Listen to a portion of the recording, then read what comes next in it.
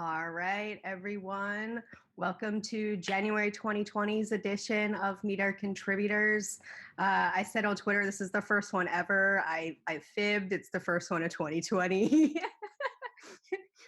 Only a couple days into the year and I'm already making grammar mistakes. So welcome, everyone. My name is Paris. I work at Google. We do this fine 45 minutes to an hour of enjoyment ahead of us for mentoring on demand for the Kubernetes upstream project. We have over 35,000 contributors. Obviously, it's hard for us to give our individual time to 35,000 people, but we do it in this way so that it's recorded and we can clip out really cool bits of information that these folks are going to give you.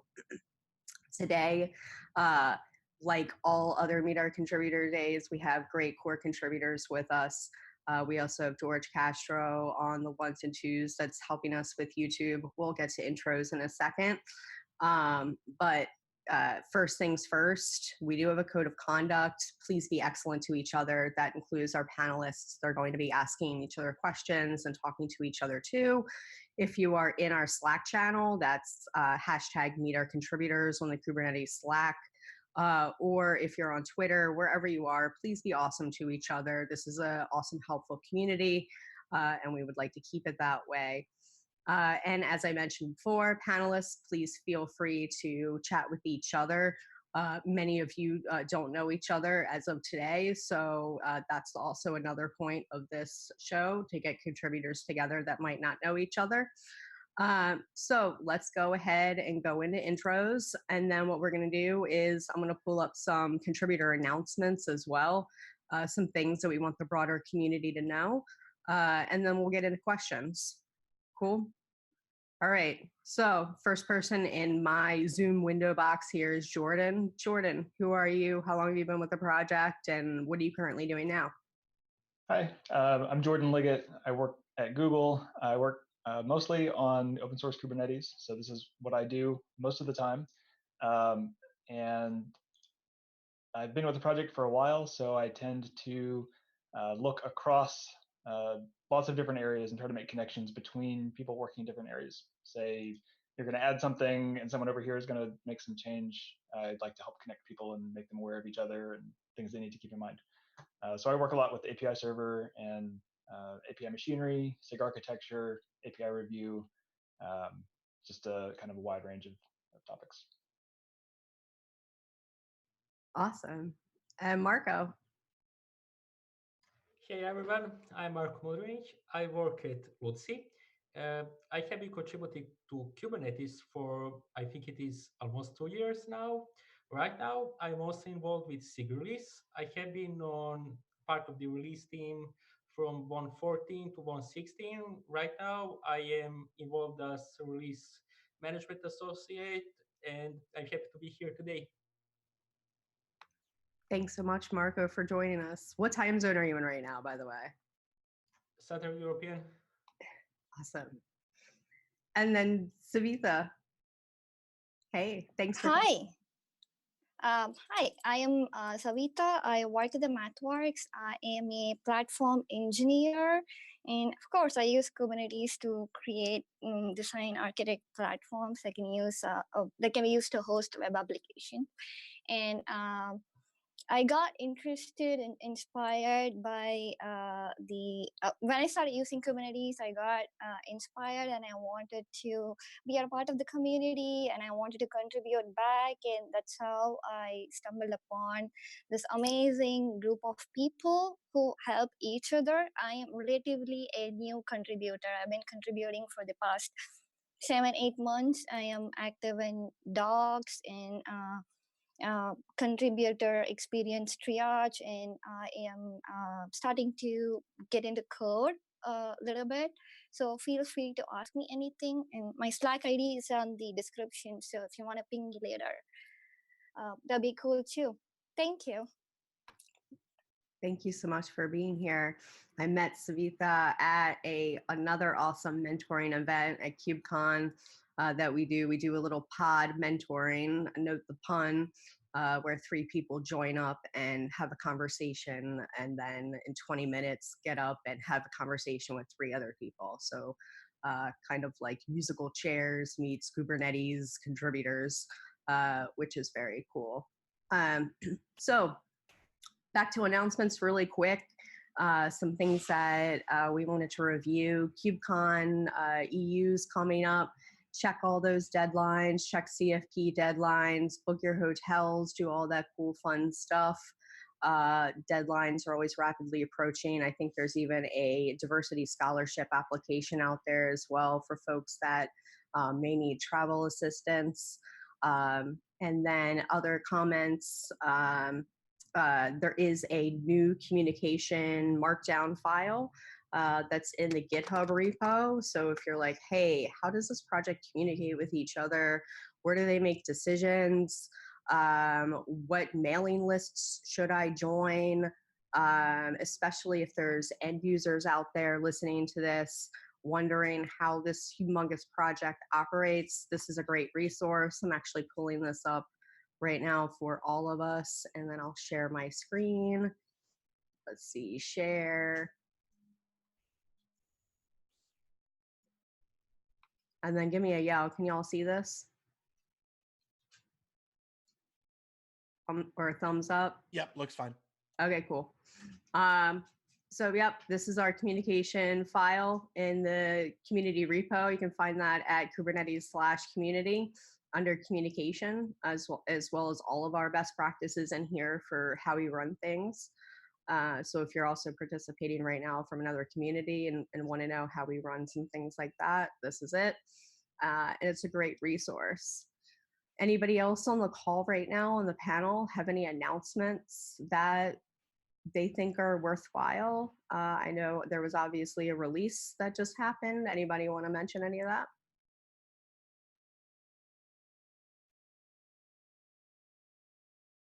So 117.0 went out in December. 117.1 resolves a few issues that were found in it, and that is closing out end of this week and should be getting released next week. I know the development schedule for 118 just got announced as well. So the dates around design freeze and code freeze and all of that got announced. So that's under the SIG release repo if you're interested. Awesome. And way to go, release team, as always. Thank you so much for everyone that participated in that release, especially getting it out with limited time, limited deadlines, people out, etc. Y'all rock. Marko or George or anyone else have any contributor related announcements that would be fruitful to get out to this group?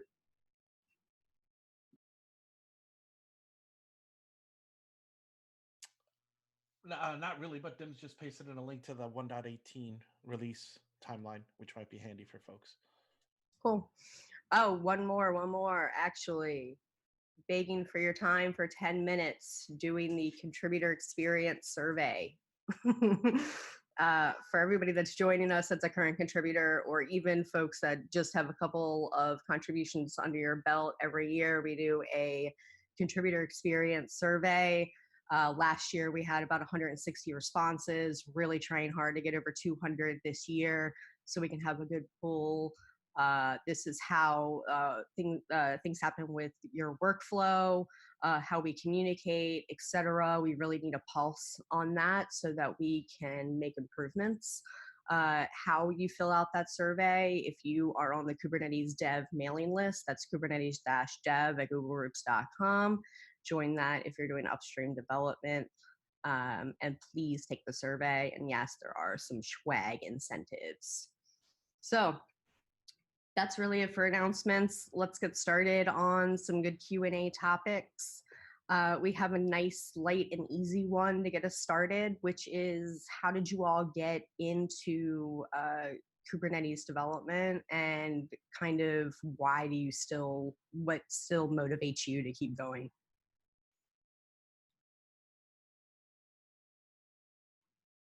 Marko, I know you're just dying to answer this one. Okay, so I started contributing to Kubernetes before the GSOC, Google Summer of Code, in 2018.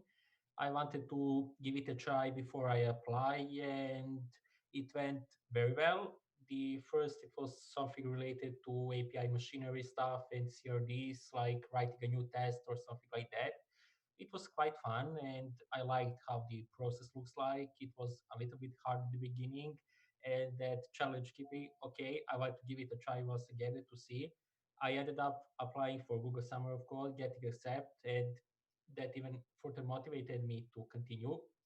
Later on, after I really liked it at Kubernetes, and the community is really, really awesome, like one of the best out there. And I really loved working with all the folks, and I just decided, okay, this is what I love, and I will continue. And 2 years after, here I am.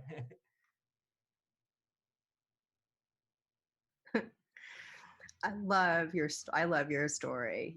I think one of the cool things about Kubernetes contributors is that there is usually a story, and it's always different. Um, Savitha, what's your story? How did you start, and why are you still going forward with this? So so my story is a little different. I started using Kubernetes to develop the platform. The more and more I learned, and I joined the. So I wanted to know a little bit more. I was using different cloud providers somehow to orchestrate the needs, and I wanted a private cluster to be deployed and stuff like that, and stumbled upon the Slack. And luckily, I also got to attend kubecon Seattle, and there was the first SIG meeting that I went to was SIG Contribix meeting, and I was the one on the other side of the room who was like, I didn't know anything, and I like, it was very welcoming and informative, and Paris and Elsie told me a couple of things when I was like, yeah, I want to contribute back, and how could I get started and all those things. And after about a year, uh, I got into dogs and stuff like that. And I'm here. The main reason that I'm here is, I would say, the community, and I like the people. And of course, all the cool things that you can do and learn. I'm still learning, and I love to learn. I cannot comment about the development here, but I could say that the community engagement is awesome, and you can learn all other. There are like more things other than just coding, like program management, reaching out to people, helping each other, mentoring, and mentoring is a big thing that keeps me going. Like, people mentored me. Like, so many people in the community that I have been to, them was great help. He went to great lengths, and he came and met me at a coffee shop here to get me started into Kubernetes and how to contribute. So I would love to give that back to community. Awesome story. We always hear too from contributors who say, I think I just came here to learn and I tripped into a PR. Jordan, what's your story? I was working at Red Hat on OpenShift before Kubernetes existed, and some of the folks there, Clayton Coleman, got involved with the Kubernetes project pretty early on, and so as part of that, I got pulled into this. I actually went and pulled up my very first contribution. Yes. So I think it's a great testament to how little the Kubernetes development experience has changed over time. So my very first pull request was a work in progress, giant feature that tried to rewrite a big thing in the API server and sat open for 6 months and then got closed without merging. So it's not just you, it happens to all of us. Yeah, so that wasn't the best start, but got involved, made some changes early on, and started contributing in smaller ways, and just built from there. So that was the best. That was the best answer to the meter contributors question. It was like, here's the truth. George. What was your first? What was your I, first? I don't mind. I don't have mine handy, but it's very similar to Jordan's. Where my first one was actually a documentation contribution, and I went and my first contribution was I wrote an entire section of the documentation for installing it on Ubuntu or something like this, and then I showed up and went to the meeting, and once I talked to SigDocs, Jared, who was the SigDocs chair at the time, was like, "Hey, by the way, we're changing the slug format of every file," so I had to basically rewrite my entire PR, and I remember there thinking, the lesson for me learned was like, don't show up with stuff. Like, show up first, talk to people. Yeah, Because talk before code. yeah, like he wasn't mad, I wasn't mad, but it was like we could both tell that there was like a missed opportunity there, where it's just like, nuts, So I was like, yeah, I'll be back tomorrow. Uh, so that's kind of like the tip I learned: talk, hang out, get to meet people. That way, when I've noticed when you talk meetings, sometimes it becomes obvious that there's a need for something, and then later you can go on site and say, "Hey, I noticed people were talking about this.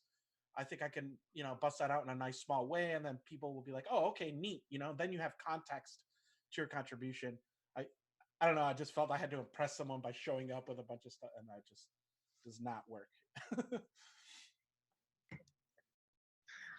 All right, who did I miss? I didn't miss anybody, right? Everybody told their story. Yes. All right. Except for me, and I'm not telling mine. I'm the host. I make the rules. All right. Well, what other open source projects do you contribute to? Was a follow-up question. Jordan, is this the only one? I used to contribute to more. Kubernetes consumes most of my time now. I tended to contribute to kind of low-level library projects. So things like there's an LDAP library for Go, and then some of the really low-level things like ASN1 serialization libraries, really exciting stuff like that.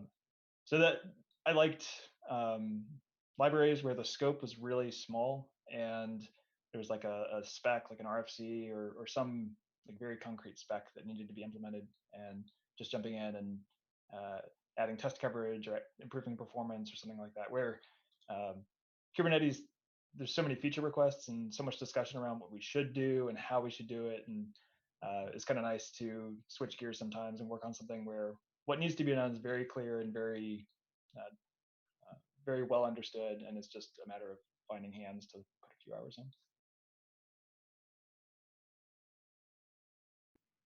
I think, George, you have Ubuntu. And what else? I did. I don't. I 100% Kubernetes because I can't even do that. I really only have time for one, so I concentrate on that, and then cheer on everybody else who's working on other stuff. Marko, I think you have some others, right? Well, back in the days, yes, but right now it is mostly only Kubernetes, and I'm sensing a trend. Go ahead, I'm sorry. Well, it is mostly work related. So we have a solution for creating Kubernetes clusters called Kube1, and Kube1 and Kubernetes is mostly what I spend my time on. Back in the days, I was working with kubecon, but sadly, I don't have that much time anymore, and it is not really active. Like, having time for both working and studying is hard, so it doesn't leave much time for contributing, and I'm happy to do even only that. We'll see in the future how it will go on. I did think of one thing I wanted to call out. We tend to get sort of boxed into contributing to one project, but most projects have dependencies, and Kubernetes has lots of dependencies. I think we import most of the GitHub Go projects that exist. We're trying to stop doing that, but for now we still do. And there can be this tendency to kind of see all of your dependencies as these immutable, like it is the way it is, and we have no choice but to consume it the way we consume it. And over the past few years, we've actually benefited a lot from taking either points of friction or things that were difficult to support, and actually going to our dependency projects and helping out there to make them easier to consume or more supportable or fixing bugs. And so I actually have contributed to random dependency projects like our JSON library and etcd and runc and container or C advisor. So you asked what other projects I contribute to. Ones that Kubernetes depends on. Sometimes the right answer is not like work around a problem in Kubernetes. It's actually go to the upstream project and fix it there. And then Savitha, this is your first open source project, or do you have other open source projects that you either currently contribute to or have in the past? Oh, this is my first open source project that I'm contributing to. Yes. Yes. Welcome. Yeah. Thank you. All right, so we definitely have some questions coming in. We've got some from Twitter DMs. We've got Dims in chat right now that asked a question. First, let's do the Twitter question. What advice would you give an active contributor looking for a job that supports open source roles?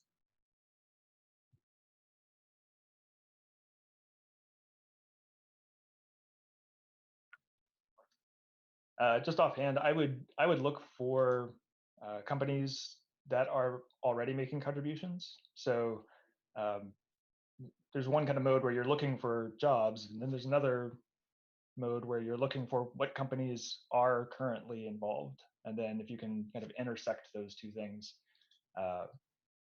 If I can interrupt, how can they find out what companies are contributing? Some projects do a really good job with statistics dashboards that show like active companies. See if I can find the one for Kubernetes. So DevStats is a thing. If you haven't seen it, it's great. Let me find the particular dashboard that I'm looking for. There we go. I just threw it in the channel. So this shows like contributions by company, which can be really helpful to try to see like, is this company even participating in this project? If so, how much? That can be helpful for sort of understanding their attitude towards open source. Is this a thing that they are already happy with sponsoring people to do? And then one of the great things about open source projects is you can actually talk to individual people. So once you find things like this, you find a project with people from a particular company that are making contributions to open source, you can reach out to those people and say, hey, what's your experience been at this company? Like, are you having to fight tooth and nail to be able to do this?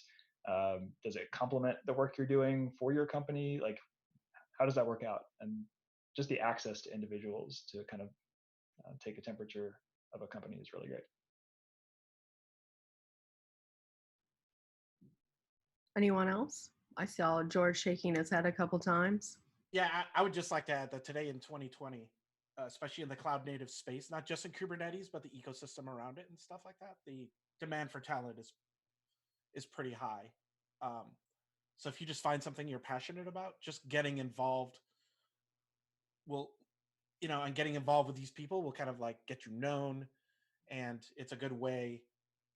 It's a good way to help with your career, right? If you go to KubeCon, there's always people looking for expertise and things like that. And I noticed a job board this year was just people were like extending stickies and stuff, and the opportunity to just like start off working in open source if you're young and getting started. It's just the opportunity is really good for people right now.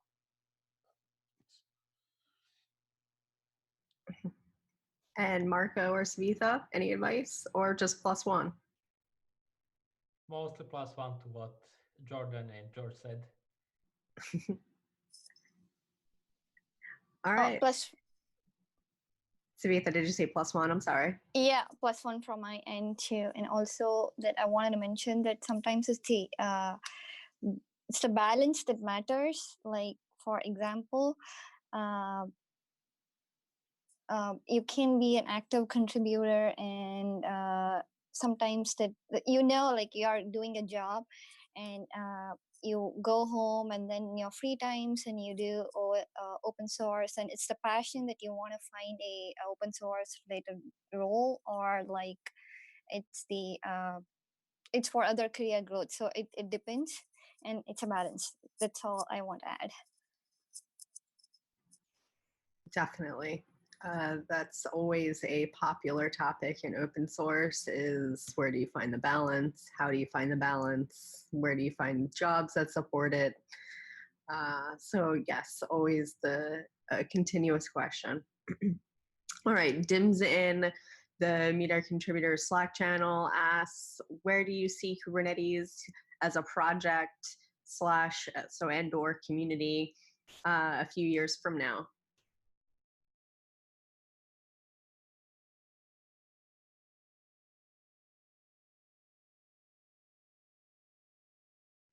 I'll put some music on in the background. That's what we're lacking, George. We're lacking music. Like I feel like putting on a track right now. No, we're all just too polite. I mean, we none of us want to be like the one who like I can answer this question. Who's gonna ask Jordan what he hates the most about Kubernetes? No.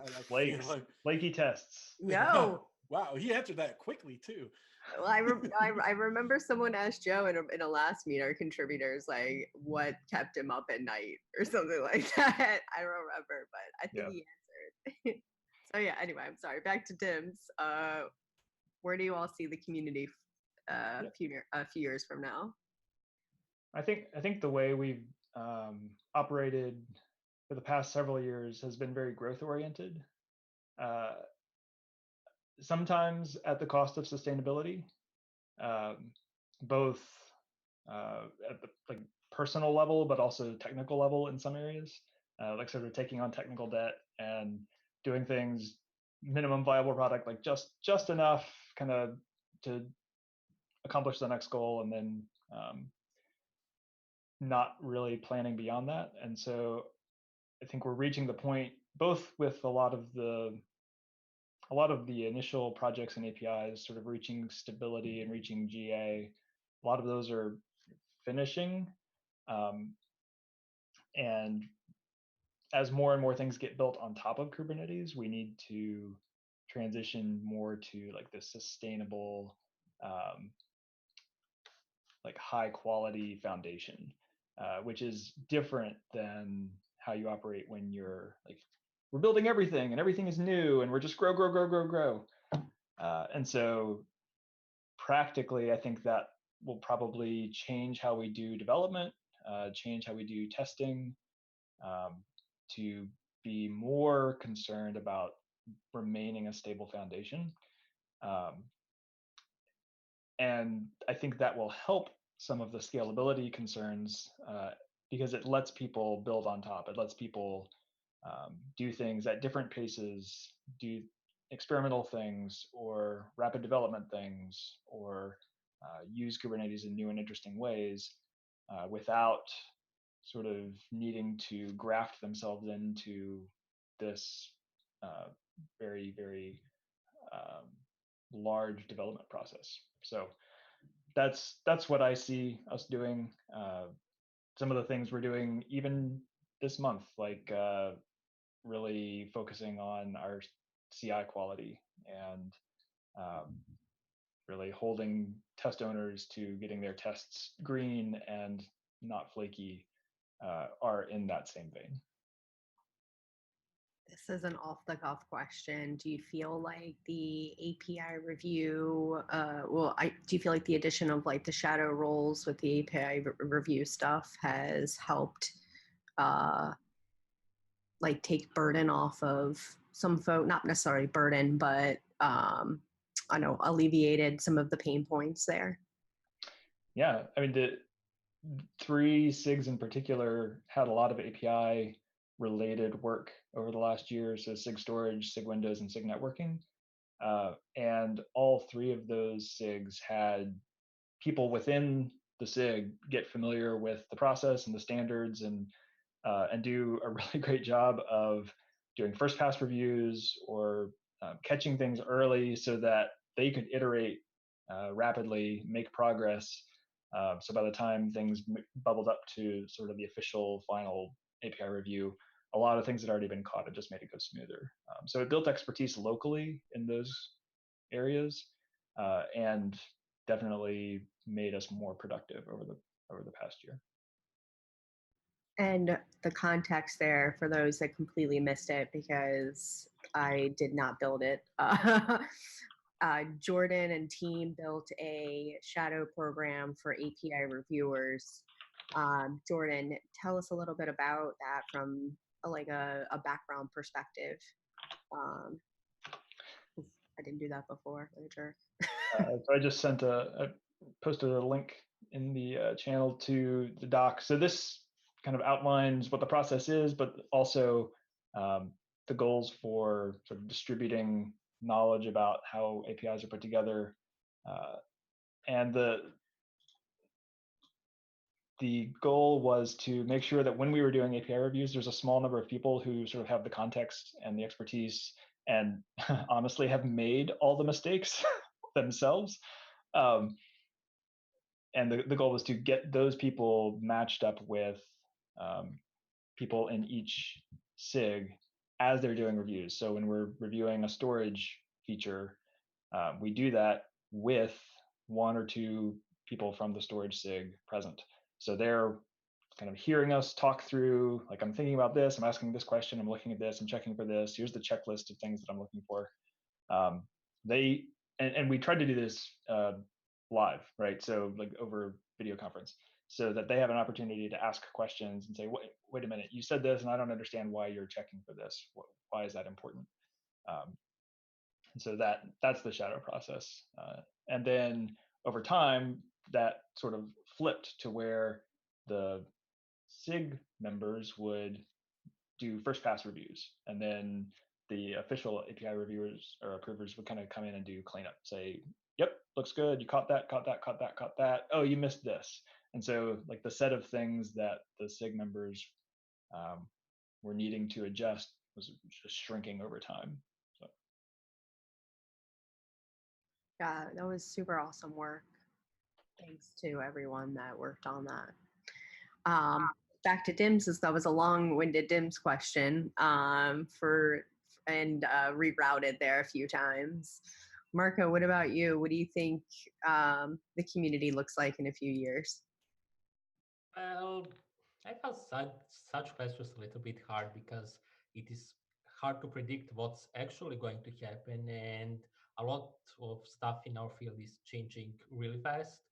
But some of my opinions include like +1 on what Jordan said, like we should go a little bit stable and focus that we provide stable APIs and everything, that we don't really have situations that something disappears or something like that. And mm, what I'd like to say also is that we pay a little bit more attention to getting the contributor experience and also the user and end user experience better. To if we want to scale and grow a larger community, we want to be sure that people can easily get on board, start contributing, but also that they can start using Kubernetes on easy way. I think there are some nice projects around that, but in my opinion, there is still a lot of work to do here, but there are great people working on that, and I think we are going to see that in maybe even faster than in a few years.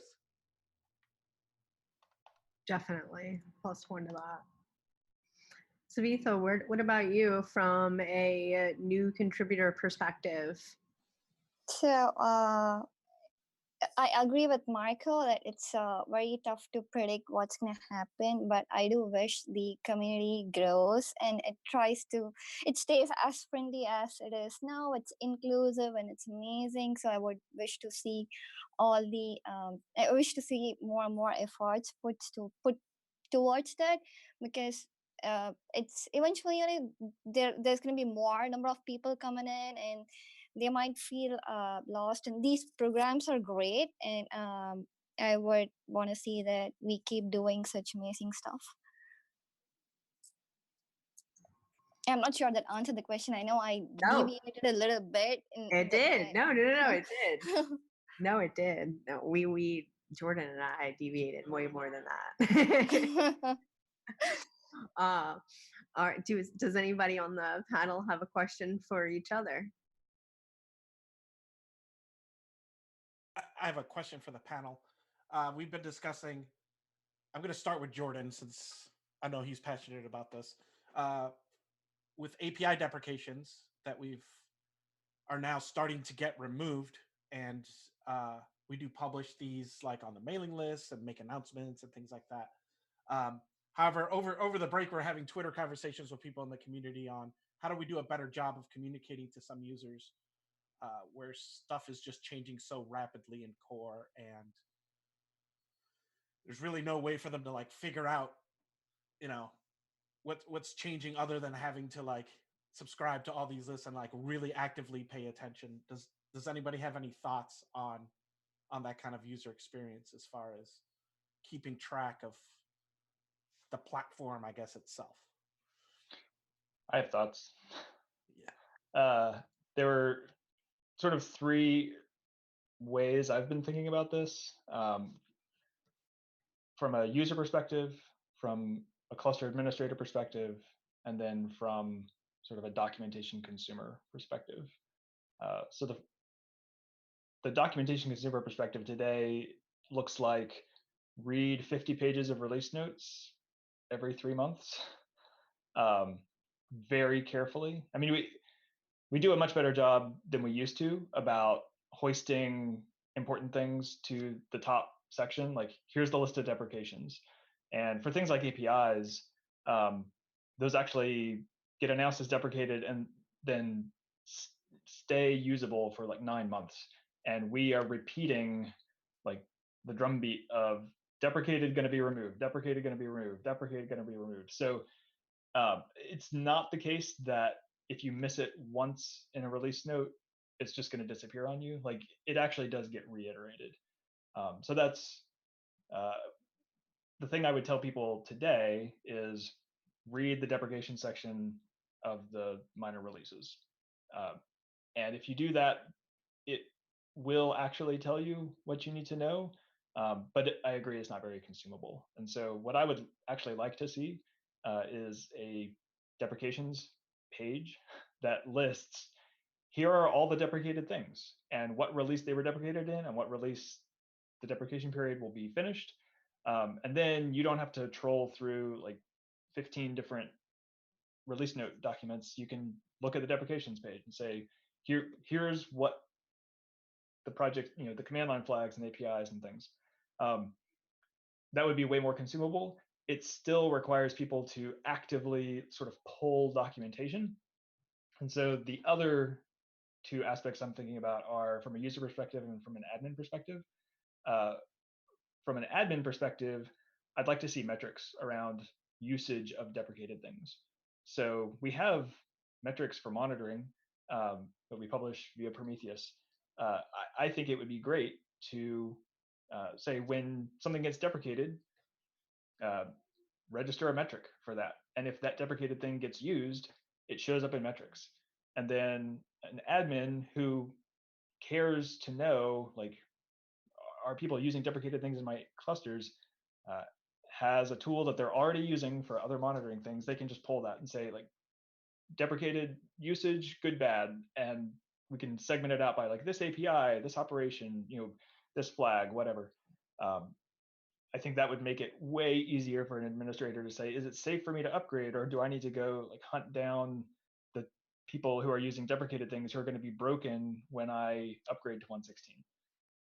So that's from an admin perspective. From a user perspective, I would like to see things like warnings surfaced back via kube control. So I just threw a link to a pull request I've had sort of in progress, I guess, for a year now. That's depressing. That would give a mechanism for the server to say, hey, you just created something via a deprecated API. Like, it still works, it's fine, but just so you know, you're doing this. Because the problem we see a lot of the time is people are using deprecated things, they don't realize it. Like they might be using a manifest that was provided to them by somebody else. They didn't even define it, and it uses an extensions v1 beta 1 deployment. And if you upgrade and that stops working, they didn't define the manifest, so like they're not even aware they have this issue. But if for 3 releases they got a warning every time they created that saying, hey, you're using this deprecated thing, it's going to go away, like that would give them time to go bug the source for that manifest to say, I'm getting these warnings, do you need to do something here? So those are sort of the 3 channels that I've been thinking about.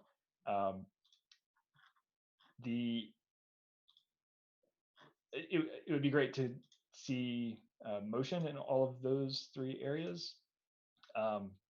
So that's actually probably a good place for someone who is already a contributor and looking for kind of a longer term sort of intermediate project. Both of those things would touch a lot of areas, so it's probably not a great first issue type of thing, but it would be a very useful intermediate project, I would say. I was actually taking notes that whole time. I don't know if you saw me violently typing. I just assume you're always violently typing, Paris. It's the only way you can get all that you get done. Oh, I was violently typing because when we have an outreachy intern right now, shout out to Misha Hager. And she's working on some website stuff for us. So I was like, hey, API deprecation. Like, so that was one, and all types of other stuff. So no, the metrics thing was really interesting for me. So I think that was a fabulous idea. I don't know, like I thought I saw George like shaking his head in unison. Now that just seems terribly useful, right? If you have a cluster and you know what stuff people are using, you kind of could realize, oh, okay, people are using my cluster in this certain way. Not just for deprecations, I just mean like usage. Yeah, we have some of that already. Like the struggle with metrics is always like how much information do you retain? How expensive are the metrics to accumulate? Mm-hmm. And so we sort of have to strike a balance between like they're not an audit log, right? And so we do some aggregation. So you can already see like what API groups people are using, what versions people are using, but explicitly like that requires administrators to again read release notes and figure out what's deprecated and then go craft metrics queries to say like let me ferret out the particular things that are deprecated. We write it, we know what's deprecated, we should like put those in their own metric, which is if you see this here, it's bad. And I would even augment that with this, you're using a deprecated thing that will be removed in the next release. Like, so there's different levels, right? Like if it just got deprecated, maybe you've got 9 months or a year before you need to worry about it. But if you're using something that will break if you don't change it before you upgrade to the next release, that should really stand out. Actually, this happened to me yesterday. So I was upgrading one of my clusters, and I didn't realize the ingress extensions were deprecated, and it's going to be deprecated soon, and we have to start using the networking.gates.io API. I forgot the word. The kind, and I did do a research, and I had to read a lot on find the documentation. And to Jordan's point, I as a cluster admin, I would definitely appreciate a page which says deprecated. I would also appreciate a page which would have tabs telling that this is going to be deprecated in 2 releases or 3 releases or like 4 releases from now, so that I can warn the users, or when I'm making a breaking change, that I would want to tell all the users of my cluster, hey guys, I noticed this, and please test your application, redeploy, whatever that the process is. So that would be my that would be my suggestion, that along with the deprecated page, if we could get another page that says soon to be deprecated. My 2 cents.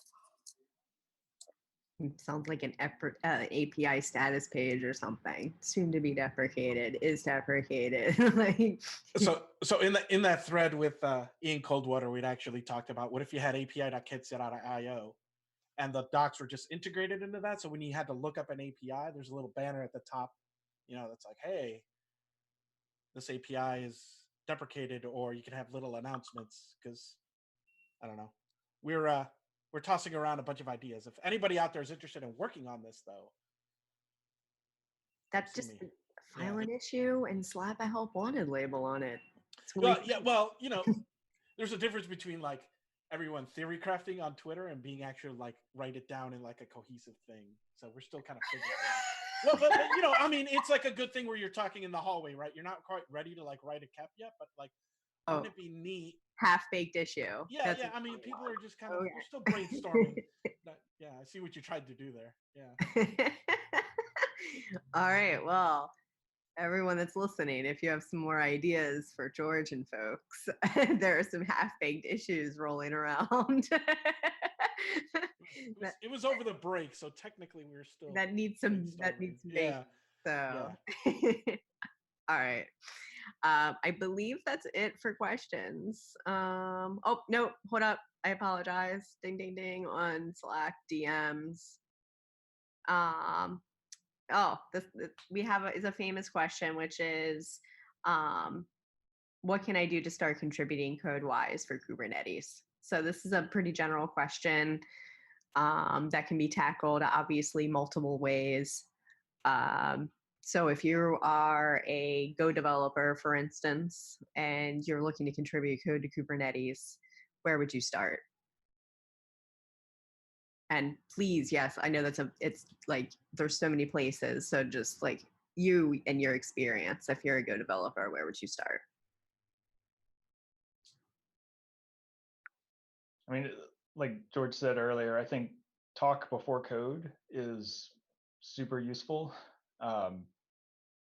It's useful to you as a developer because you get a human's input on like what would be helpful here, and it's useful on the other end so that a contribution that isn't actually a priority doesn't show up and get ignored or deprioritized. And so what I would recommend is just think about like the areas that you enjoy. So if you're a networking person, go ask in the SIG Network Slack channel, or show up at a SIG Network meeting and say, "Hey, I want to contribute. I have this much time. I can put a couple hours in. Is there someone who could point me at a bug or point me at a cleanup issue or just something to kind of get me oriented and sort of be on the hook to review my contribution, review my pull request." Making a personal connection is really helpful, both for you to get oriented and not spin your wheels getting started, and to make sure that the thing that you open a pull request for actually matters to someone who is able to review it and give you feedback and sort of shepherd you through that process. So if it's SIG networking or SIG scheduling, maybe you're sort of a low-level Linux geek, and so SIG node is good for you. Maybe you're a high-level like server API geek, and so API machinery is good for you. Like, I would probably look at what you're interested in and try to steer yourself towards people in that area who can give you guidance. And I agree with Jordan. That was a great answer. And to add to that, I would also suggest subscribing to the mailing list. I got an opportunity to write code, contribute to code, because there was this mentorship program, component config, component config migration working group. I might get the name wrong. I'm sorry. Too many groups. So there was this mentorship program, and they were actually they still have amazing documents on example documentation on how to move, and there are like so many people who have. So I would say that you watch out for such mentorship programs too. Awesome. Marko, what about you? Yeah, plus one to that, go on the meetings on Slack, try to reach out and say that you want to start. Take a look at the mentoring opportunities. I think we have a few now, like if you're coming to kubecon, In the past, there was, if you're a student, you can take a look at Google Summer of Code, which you can work over the summer on projects such as Kubernetes. I am not sure I'm going to participate this year. I think the call will be in end of January, something like that, for projects. Also, we have outreaches sometimes participating. So you have a lot of opportunities to get started and take a look at them and see, are you eligible for something of that? And for me, Google Summer of Code worked pretty well, and I managed to learn a lot about the project, and it helped me to stay here and contribute even more. Awesome. All right. Anybody want to hit us out with a last minute tip, trick, piece of advice, something that you're seeing all the time right now that's like a common mistake, anything like a one bite last leg till the end here? Anybody? Tips for contributors, last call. I would guess that every contributor has probably run retest at least once in the last month. If you look at the message that the bot puts in when a test fails, it asks to find and reference an issue for the test that failed. I recognize that the test that failed is probably not your fault, but a thing that you can really do to help the community is to open issues for specific tests that are failing. And if you are looking for something to do, find an issue for a specific test that is failing that isn't owned by someone yet, and see if you can dig in and reproduce it. I put a link to a great example of investigating and sort of root causing a flaky test. This is what it looks like to fix a flaky test. You dig into logs, you try to correlate timelines, try to figure out if it's a timeout or slow code or buggy code or whatever it is. This is something that everybody can help with, either reporting things or investigating things. So instead of just mashing retest, which we all do, I do it too, see if you can find an issue for the test that failed. That helps us out. I definitely smashed retest yesterday. I'm sorry. I did too. It's fine, Paris. I'm sorry. Marko, any last tips, tricks, advice for contributors, new or aspiring, or current vets, etc.? I don't really have anything on mind right now. Savitha? I just have a quick advice that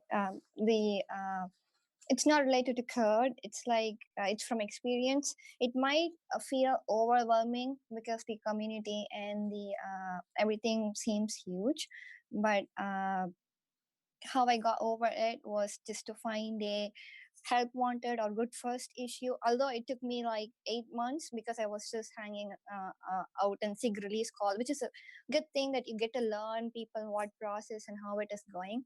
But don't hesitate to go to the Slack channel and say, hey, I'm new, is there anyone who would be willing to walk through or help, and I have a problem with this? And that's the way to go. One way to go. It's not the only way to go, but that's the easy way to go. Start contributing. That is accurate. There are many ways to eat the Reese's of Kubernetes development. George, any tips?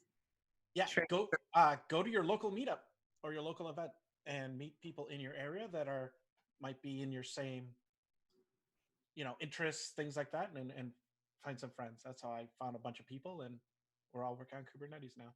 So you never know unless you go. And that's it for January, y'all. I really appreciate all of the panelists and everyone that joined us today. Thank you so much. Next time, it's February 5th at the same time, 7:30 a.m. Pacific time, 10:30 a.m. Eastern time. Marko, I don't know what time it is over there in that time zone. But 4:30 in Europe. yes, there you go. Same time everywhere in the world. And see you soon. Thanks again, everybody.